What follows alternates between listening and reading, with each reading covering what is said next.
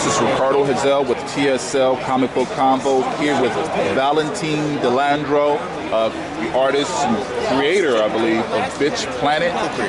Pardon me, co-creator of Bitch Planet, among a myriad of other works that you've done. First of all, please tell me about your book and the creative process that went into it. It's fast becoming a cult classic. It is. The quick pitch is, in the not too distant future, the Council of Fathers have set a set of rules up for women to follow. If they're found non-compliant, the council tries to rehabilitate these women because the council really wants to help, right?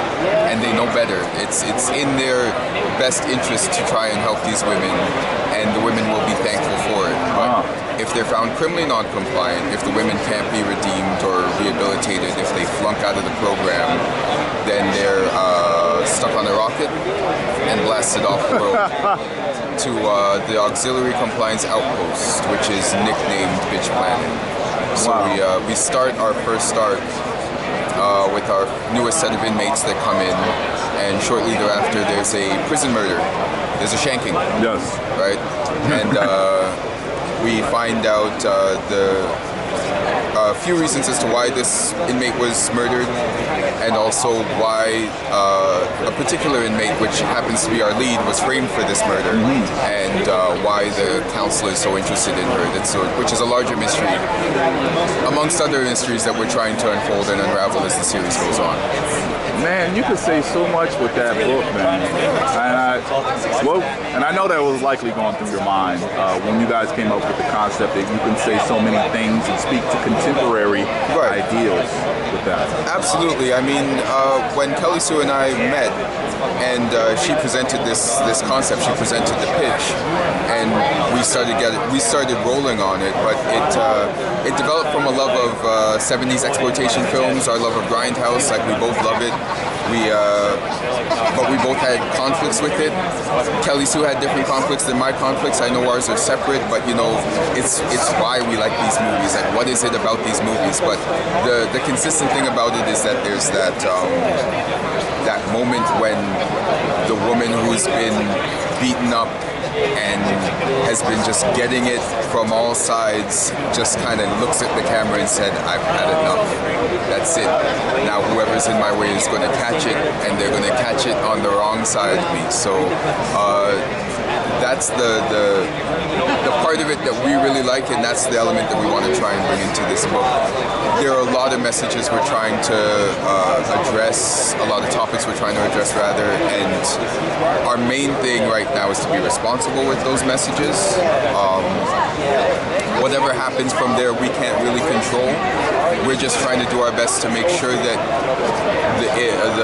the topics and the characters, the issues that we introduce, that we pull into this book, that they are represented to the best of our ability. Man. Can you tell me about the sneaky way that comic books can get people to think about very high-minded ideas?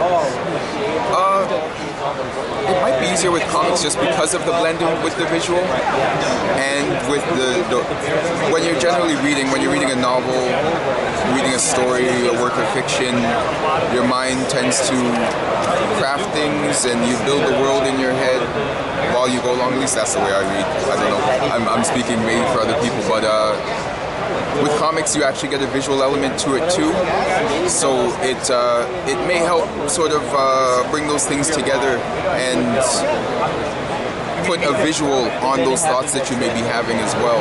And like all storytelling mediums, like everything which comics is, I mean, it can have layers, it can have messages. There could be things between the lines. It's just it's how you find it. And I don't think comics are exempt from that flexibility, that ability to tell a story and also have some other purpose to it. Now, is there anything I may have neglected to ask you about the book, or any upcoming works that you'd like for my readership to know about? No, hey, look, we're going to be rolling out on the next arc very soon. Come later this year, December, January.